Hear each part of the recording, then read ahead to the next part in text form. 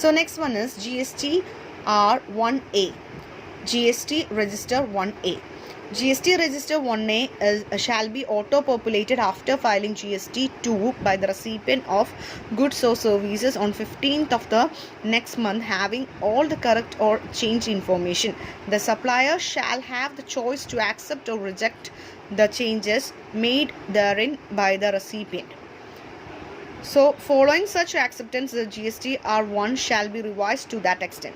So GSTR1A എന്ന് പറയുന്നത് automatically വരുന്നതാണ്. അതായത് GSTR2ൽ റെസിപ്പിയൻറ്റിന് ടൈമുണ്ട് 11th മുതൽ 15th വരെ റെക്ടിഫിക്കേഷൻ ചെയ്യാനുള്ള അവസരമുണ്ട്. അപ്പോൾ സപ്ലയർ GSTR1ൽ കൊടുത്തിട്ടുള്ള ഡീറ്റെയിൽസ് റെക്ടിഫൈ ചെയ്ത് യാതൊരു ഒന്നില്ലെങ്കിൽ അവർ എന്തെങ്കിലും തിരുത്തലൊക്കെ വരുത്തുന്നു, ഇതല്ല അവർക്കുടെ പർച്ചേസ് ബില്ല് നോക്കിയിട്ട് തിരുത്തലുകൾ വരുത്തുന്നു, ഇല്ലെങ്കിൽ ആക്സെപ്റ്റ് ചെയ്യുന്നു. എന്ത് തന്നെയാണെങ്കിലും 15th ഇവർക്ക് GSTR1Aയിലേക്കാണ് ഇതിൻ്റെ ഡീറ്റെയിൽസ് വരുന്നത്. ഒന്നില്ലെങ്കിൽ ഈ സപ്ലയറിൻ്റെ ചോയ്സ് ആണ് ആക്സെപ്റ്റ് ചെയ്യുക റിജക്റ്റ് ചെയ്യുക എന്നുള്ളത്. റെസിപ്പിയൻ കൊടുത്തിട്ടുള്ള റെക്ടിഫിക്കേഷൻസ് ഒന്നില്ലെങ്കിൽ ആക്സെപ്റ്റ് ചെയ്യുക, ഇല്ലെങ്കിൽ റിജക്റ്റ് ചെയ്യുക. എന്ത് തന്നെ ചേഞ്ചസ് വരുത്തി കഴിഞ്ഞാലും റെസിപ്പിയൻറ്റിനെ റിജക്റ്റ് ചെയ്യുകയോ ചേഞ്ചസ് റിജക്റ്റ് ചെയ്യുകയോ അല്ലെങ്കിൽ ആക്സെപ്റ്റ് ചെയ്യുക. Once it is accepted, supplier accept ചെയ്യുകയാണെങ്കിൽ GSTR1ൽ ആ റിവൈസ്ഡ് ഫോമിലേക്ക് അത് മാറുന്നതാണ്. അപ്പോൾ GSTR1ലെ ഡീറ്റെയിൽസിൽ എന്തെങ്കിലും റെക്ടിഫിക്കേഷൻ ഇവർ ആക്സെപ്റ്റ് ചെയ്ത് കഴിഞ്ഞാൽ GSTR1Aയിലേക്ക് ഇത് വരുന്നതും, അതുപോലെ തന്നെ അവിടെ ആക്സെപ്റ്റ് ചെയ്ത് കഴിഞ്ഞാൽ GSTR1ലേക്ക് ഓട്ടോമാറ്റിക്കായിട്ട് ആ റെക്ടിഫിക്കേഷൻ എൻട്രി വരുന്നതായിരിക്കും. Next is GSTR3. Now GSTR3 is auto-populated by the 20th of the next month, containing the details of all outward supplies as well as inward supplies of goods or services as furnished in GSTR1 and 2. GSTR1ലും 2ലും കൊടുത്തിട്ടുള്ള എല്ലാ outward സപ്ലൈസും inward സപ്ലൈസും രണ്ടും കൂടി വരുന്നതാണ്.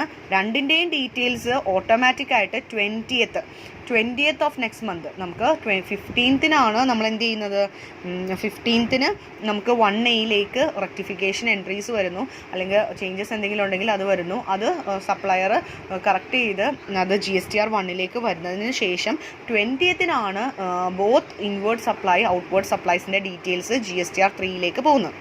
After considering both details GSTN will determine the input tax credit available for the amount of tax payable. രണ്ടും cross check ചെയ്തതിന് ശേഷം, അതായത് GSTR1ഉം 2ഉം cross check ചെയ്തതിന് ശേഷമാണ് എത്ര ക്രെഡിറ്റ് ആണ് GST അവൈലബിൾ എന്നുള്ളത് അതോറിറ്റി തീരുമാനിക്കുന്നത്. GSTIN നെറ്റ്വർക്ക് ഡിറ്റർമിൻ ചെയ്യുന്നു എത്ര ടാക്സ് ലയബിലിറ്റി, എത്ര ഇൻപുട്ട് ടാക്സ് ക്രെഡിറ്റ് ആണ് അവൈലബിൾ ആയിട്ടുള്ളത്, എത്ര എമൗണ്ട് ടാക്സ് ചെയ്യണം, ഇങ്ങനെയുള്ള കാര്യങ്ങൾ GSTN ഡിസൈഡ് ചെയ്യുന്നു. അപ്പോൾ GSTR3യിൽ എന്തൊക്കെ ഡീറ്റെയിൽസ് ആണുള്ളത് നോക്കാം.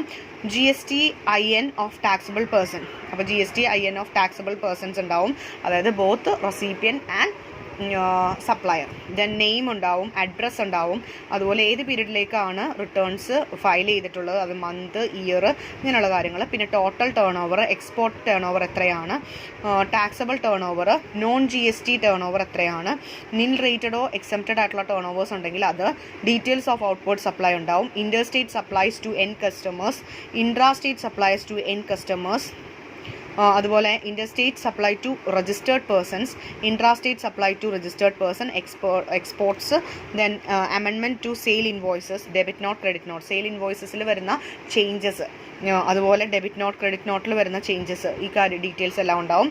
Tax liability on such outward supplies, details of inward supplies, interstate supply received, intrastate supply received, imports, then amendments to purchase invoiceൽ വരുന്ന ചേഞ്ചസ്, ഡെബിറ്റ് നോട്ടിന് ക്രെഡിറ്റ് നോട്ടിൽ വരുന്ന changes, then tax liability on such inward supplies, tax liability എത്രയാണ്, inward സപ്ലൈയിൽ വരുന്ന tax liabilities എത്രയാണ്, അതുപോലെ reversals of import tax credit, reversals എന്തെങ്കിലും ഉണ്ടെങ്കിൽ, റിവേഴ്സൽസ് ടാക്സ് ക്രെഡിറ്റിൻ്റെ റിവേഴ്സൽസ് എന്തെങ്കിലും ഉണ്ടെങ്കിൽ ആ ഡീറ്റെയിൽസ്.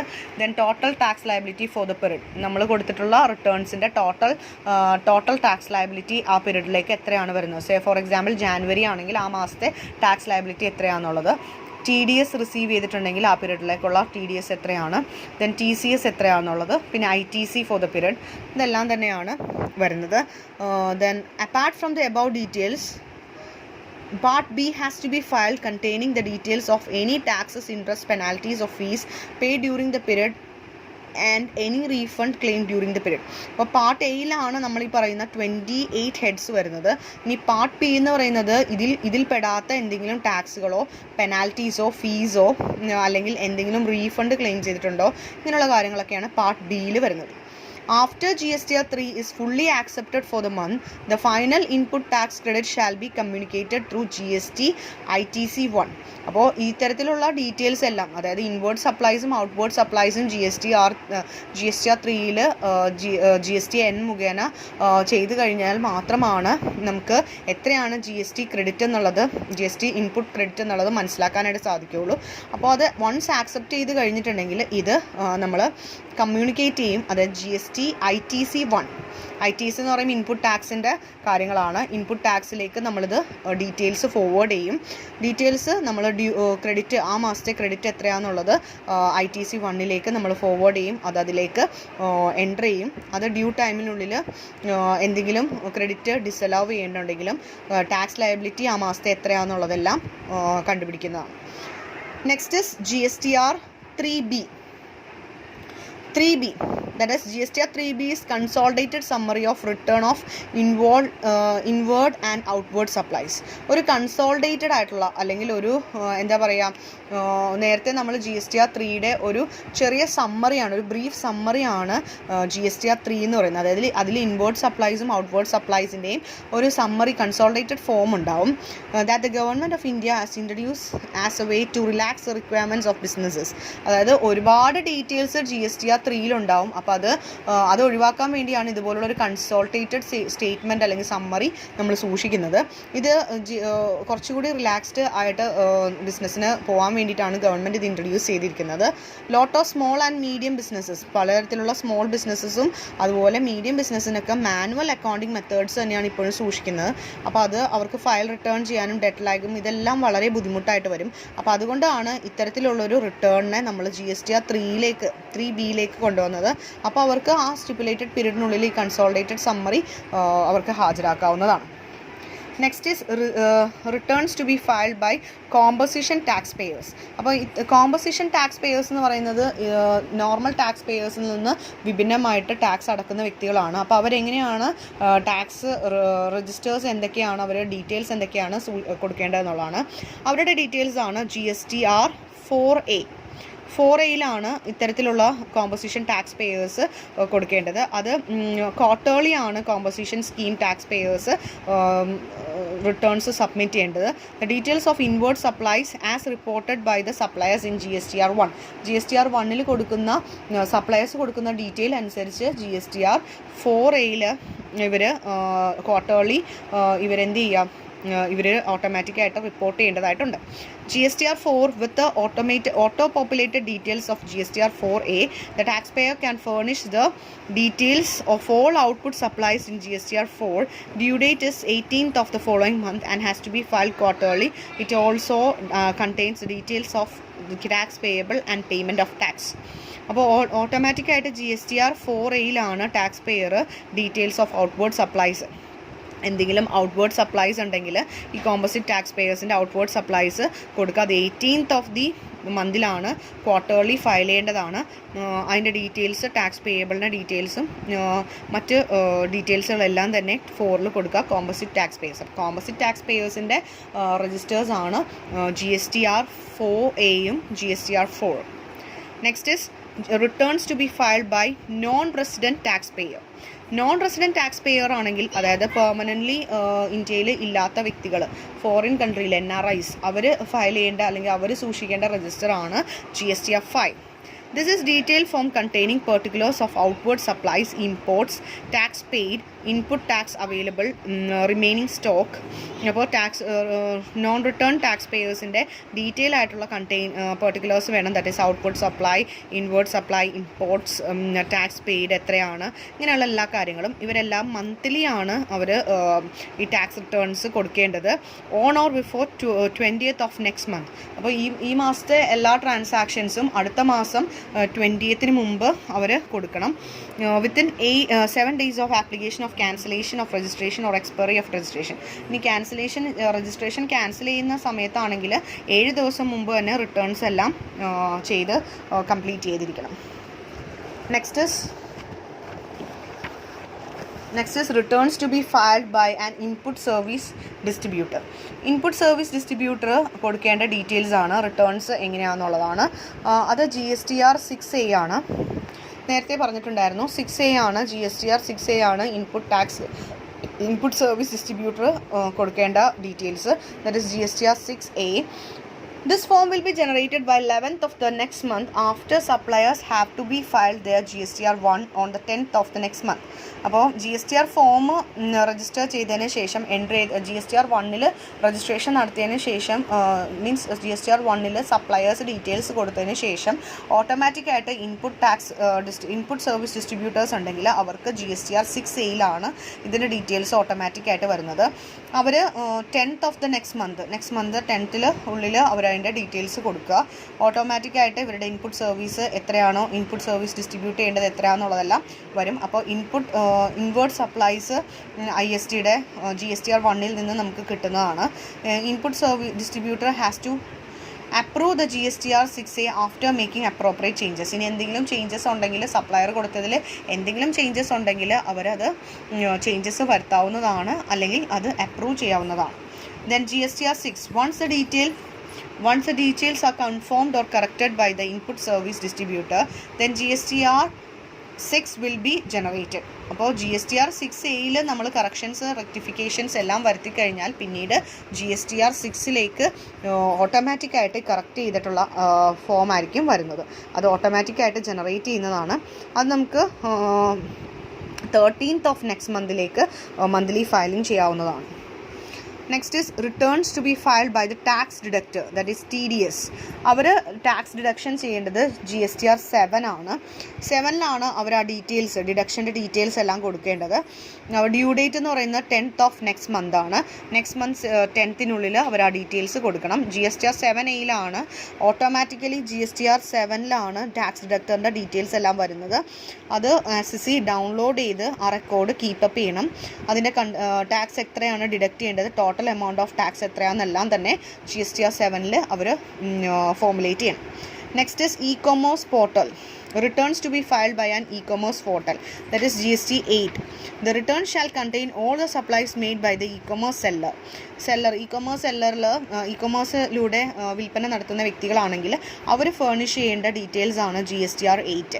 അപ്പോൾ എത്ര ടാക്സ് എമൗണ്ട് ആണ്, ദാറ്റ് ഇസ് TCS ടാക്സ് എത്ര കളക്ട് ചെയ്തു, അപ്പോൾ ഇ-കൊമേഴ്സ് സെല്ലേഴ്സ് എത്ര ടാക്സ് കളക്ട് ചെയ്തു സപ്ലയേഴ്സിൻ്റെ കയ്യിൽ നിന്ന്, ഇങ്ങനെയുള്ള എല്ലാ ഡീറ്റെയിൽസും ഈ GSTR 8 കൊടുക്കേണ്ടതാണ്. അത് 10th of next monthിലാണ് അതിൻ്റെ ഡീറ്റെയിൽസ് റിട്ടേൺസ് ഫയൽ ചെയ്യേണ്ടത്.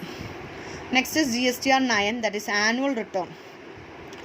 GSTR 9 എന്ന് പറയുന്നത് ആനുവൽ റിട്ടേൺ ആണ്. ടാക്സ് പേയേഴ്സ് GSTR ഫയൽ ചെയ്യേണ്ടത് December 31st കമ്മിങ് ഫിനാൻഷ്യൽ ഇയറിലേക്കാണ് tax payers annual returns file ചെയ്യേണ്ടത്.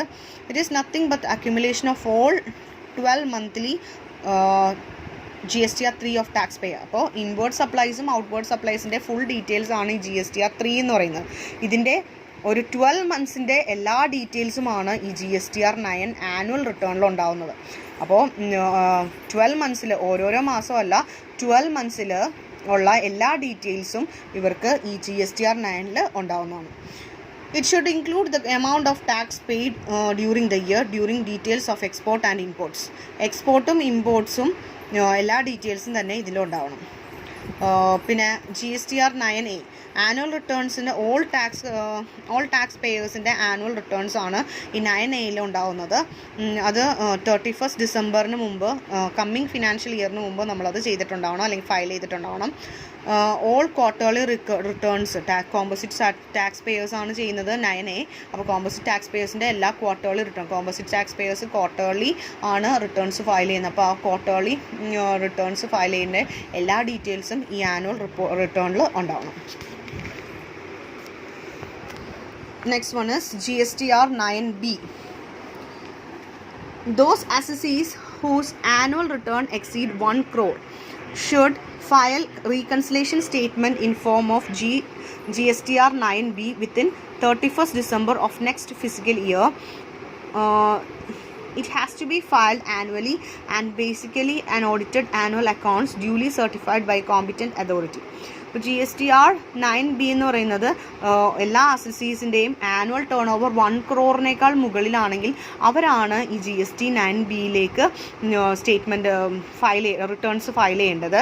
അവരുടെ റീകൺസിലേഷൻ സ്റ്റേറ്റ്മെൻറ്റ് ഉണ്ടാവണം. അത് December 31st മുമ്പ് നെക്സ്റ്റ് ഫിനാൻഷ്യൽ ഇയർ തുടങ്ങുന്നതിന് മുമ്പ് അവർ ഹാജരാക്കിയിട്ടുണ്ടാവണം അല്ലെങ്കിൽ ഫയൽ ചെയ്തിട്ടുണ്ടാവണം. അപ്പോൾ ഈ പറയുന്ന 1 crore മുകളിലുള്ള അസസീസ് എല്ലാവരും തന്നെ ഒരു കോമ്പിറ്റൻ്റ് ആയിട്ടുള്ള ഒരു പേഴ്സൺ സച്ച് ആസ് ചാർട്ടേഡ് അക്കൗണ്ടൻസോ അല്ലെങ്കിൽ ഗവൺമെൻറ് അംഗീകരിക്കുന്ന മറ്റേതെങ്കിലും അതോറിറ്റി മുഖേന അവർ അതിൻ്റെ സർട്ടിഫിക്കേഷൻ നടത്തിയിരിക്കണം, ഡ്യൂലി സർട്ടിഫൈഡ് ചെയ്തിരിക്കണം. Then GSTR 10. Here the taxable person registration has been surrendered or cancelled. Then a final return in form of GSTR 10 has to be filed within 3 months of such cancellation of registration. It will be declared the input tax credit and capital goods held by the taxpayer, the tax payable and paid in such a time. So GST 10 എന്ന് പറയുന്നത് വേറെ taxable persons registration has to be surrendered or cancelled. ഒരു register ചെയ്യുന്ന വ്യക്തിയുടെ registration cancel ചെയ്യുകയോ surrender ചെയ്യുകയോ വന്നു കഴിഞ്ഞാൽ അവരുടെ ഫൈനൽ റിട്ടേൺ ഈ GST 10 ഫയൽ ചെയ്യേണ്ടത്. അത് 3 മാസത്തിൽ ക്യാൻസലേഷൻ ചെയ്തതിന് 3 മാസത്തിനുള്ളിൽ തന്നെ ഇവർ റിട്ടേൺസ് ഫയൽ ചെയ്യണം. It will be declared the input tax credit or capital goods. എത്രയാണോ ഇൻപുട്ട് ടാക്സ് ക്രെഡിറ്റ് ഉള്ളത്, എത്ര ക്യാപിറ്റൽ ഗുഡ്സ് ആണ് ഈ ടാക്സ് പെയർക്കുള്ളത്, എത്ര ടാക്സ് പേ ചെയ്യാനുണ്ട് ആ സമയത്ത്, അതെല്ലാം തന്നെ ഡീറ്റെയിൽസ് ഈ GSTR 10 കൊടുക്കണം. And next is and the last one is where the SSC is a government, GSTR 11, that is where SSC is a government body or united national bodies, or then the monthly return form GSTR 11 has to be filed by 28th of next month. ഇനിയിപ്പോൾ നമ്മൾ കൊടുക്കുന്ന SSC എന്ന് പറയുന്നത് ഒരു government ബോഡിയോ അല്ലെങ്കിൽ ഒരു United Nations ബോഡിയോ ആണെങ്കിൽ അവർ monthly returns formulate ചെയ്യേണ്ടത് GSTR 11 അത് 28th നെക്സ്റ്റ് മന്ത് 28th മുമ്പ് അവരത് റിട്ടേൺസ് ഫയൽ ചെയ്യണം. Such bodies of UN unique identification number. ഇത്തരത്തിലുള്ള ബോഡി ഇതിന് നമുക്ക് GSTIN അല്ല, എന്താണ് യൂണീക്ക് ഐഡൻറ്റിഫിക്കേഷൻ നമ്പറാണ് ഉണ്ടാവുന്നത്. അവർക്ക് അത് ആ ഡീറ്റെയിൽസ് അവരുടെ ഇൻപുട്ട് ടാക്സിൻ്റെ ഇൻപുട്ട് സപ്ലൈസിൻ്റെ ഡീറ്റെയിൽസ് എല്ലാം തന്നെ ഈ GSTR 11 കൊടുക്കാവുന്നതാണ്. അപ്പോൾ ഇതാണ് GSTR രജിസ്റ്റേഴ്സ്. GSTR റിട്ടേൺസിൻ്റെ വളരെ ഇമ്പോർട്ടൻ്റ് ആയിട്ടുള്ള രജിസ്റ്റേഴ്സാണ്. ഓരോ രജിസ്റ്റേഴ്സും ഇമ്പോർട്ടൻ്റ് ആണ്. ഓരോന്നിൽ നിന്നും ക്വസ്റ്റ്യൻ ചോദിക്കാം. അപ്പോൾ വളരെ ഡീറ്റെയിൽ ആയിട്ട് സ്റ്റഡി ചെയ്യേണ്ടതാണ് ഈ രജിസ്റ്റേഴ്സ്. അപ്പോൾ രജിസ്റ്റേഴ്സ് നിങ്ങൾ നന്നായിട്ട് ഈ വീഡിയോ കണ്ട് മനസ്സിലാക്കുക. അപ്പോൾ thank you students, have A nice day.